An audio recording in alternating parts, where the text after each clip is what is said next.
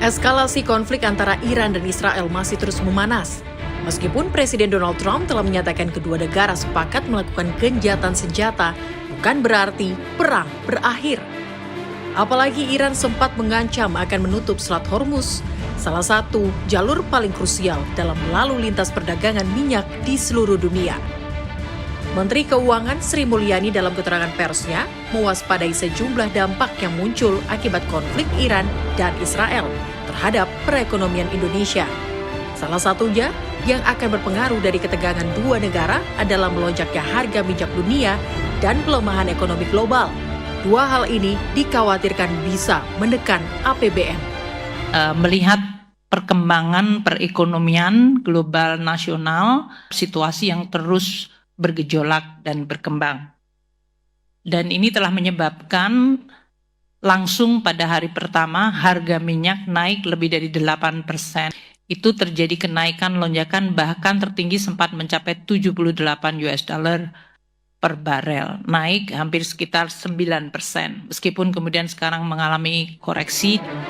Sementara itu, Menteri ESDM Bahlil Lahadalia mengatakan pemerintah mengantisipasi hal ini dengan menaikkan produksi minyak dalam negeri atau lifting.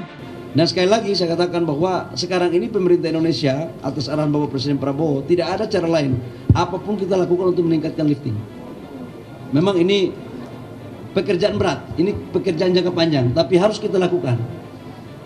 Negara kita kalau kita mau kuat, maka kita harus mengoptimalkan seluruh potensi sumber daya alam kita dalam mengisi kebutuhan nasional kita. Saat ini harga minyak dunia kembali turun di kisaran 65 dolar Amerika per barel pasca pengumuman gencatan senjata.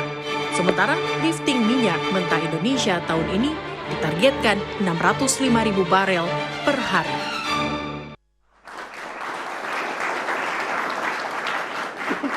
Nah pemirsa, meskipun sudah gencatan senjata, apakah konflik mungkin saja akan terjadi kembali? Saya akan coba langsung ke Pak Wija. Pak Wija, kalau Anda bisa menganalisis bagaimana kemudian perang yang terjadi antara Iran dan juga Israel, apakah mungkin akan terjadi konflik kembali?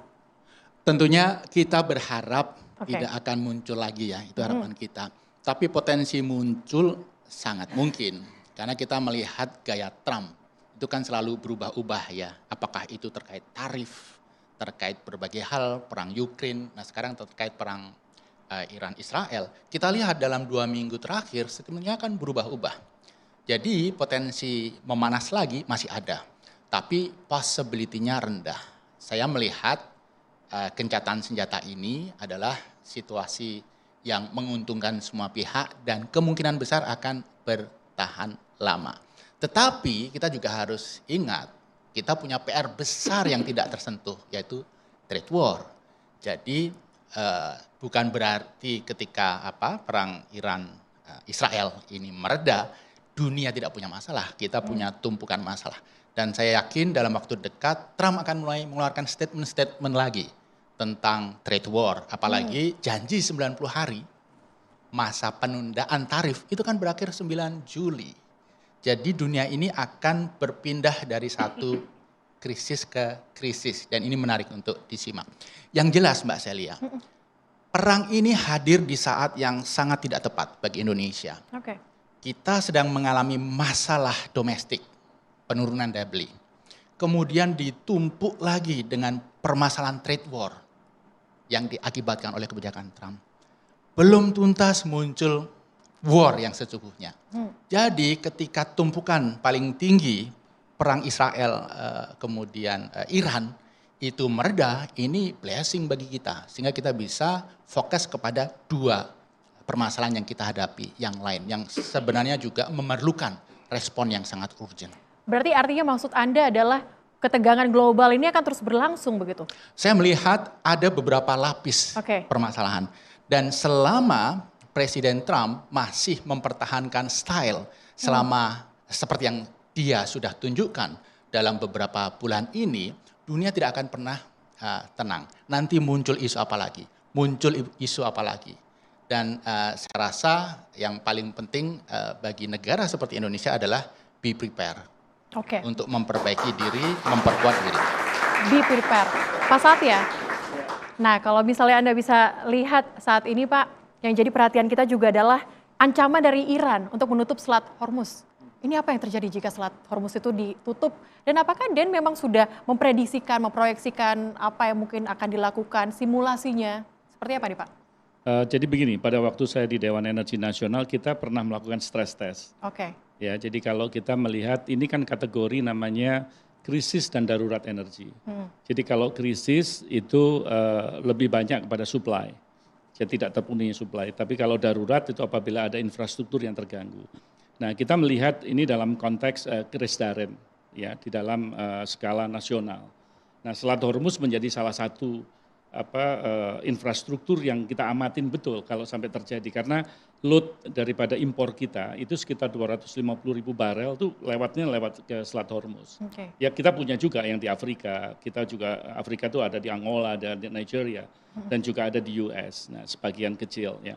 Maka kenapa kita lihat begitu mereka sudah mulai mengotak-atik Selat Hormuz, kita lihat possibility-nya. Di sana itu ada West East Pipeline. Jadi di sana ada dari Abqaiq sampai ke mana, ke Yanbu kalau salah ya, itu yang menuju ke Red Sea. Itu pipa yang kapasitasnya sekitar 5 juta barel per hari. Nah, sementara kita sekitar 250.000. Itu kita berebut dengan India, China, dan even US. Karena mereka semua lewat Hormuz semua. Oke. Hormuz itu kapasitasnya sekitar 20 sampai 21 juta barel per day. Masih di bawah daripada Selat Malaka. Ya, tapi tetap aja tinggi. Sehingga apabila kita nggak kebagian untuk untuk pipa itu juga menjadi salah satu konsideran. Yang kedua itu infrastruktur di Irak ya. Irak Utara itu mulai Kirkuk ke Yehan, itu juga ada satu pipeline.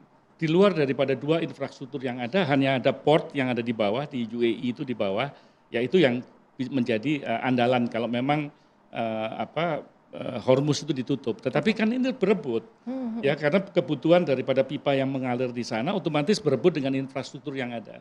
Nah, maka kenapa di dalam stress test itu juga kita lihat apabila kita mengalihkan impor ke tempat yang lain.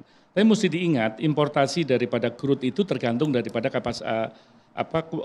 kapasitas kilang dan juga jenis daripada crude di kilang. Jadi misalkan Balongan, Cilacap dan lain sebagainya, mereka mempunyai beberapa spesifikasi yang dipenuhi di dalam negara-negara yang bergantung pada Hormuz, yang Irak, ya Oman, lantas UAE dan juga Arab.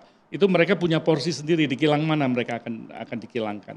Maka mengalihkan dari tempat yang Middle East ini ke tempat lain juga bukan merupakan hal yang mudah. Okay. Ya, maka kita harus melihat dari aspek spesifikasi. Kayak ini kalau kita berbicara crude ya. Tapi kalau kita berbicara BBM jadi beda lagi masalahnya. Karena kita sudah otomatis mengimpor sesuai dengan spesifikasi yang kita inginkan dan itu final product. Jadi kita nggak membutuhkan lagi processing plant. Tapi kalau crude kan kita membutuhkan processing plant yang ada di Indonesia. Nah, hal-hal yang demikian itu Indonesia dalam hal ini sudah melakukan beberapa kali kajian dan kemungkinan-kemungkinannya. Memang kemungkinan yang terburuk kalau crude-nya susah ya pemenuhannya adalah BBM jadi. Karena kita pengen memberikan ketahanan daripada nasional kita kan. Jadi kayak Pertamax berapa hari, Pertalite berapa hari kan yang sudah terekod di Pertamina itu kan bisa sampai 19 hari, ada yang 20 hari, 30 hari tergantung daripada jenis daripada BBM-nya itu sendiri. Nah, ini yang masuk di dalam senario-senario tersebut.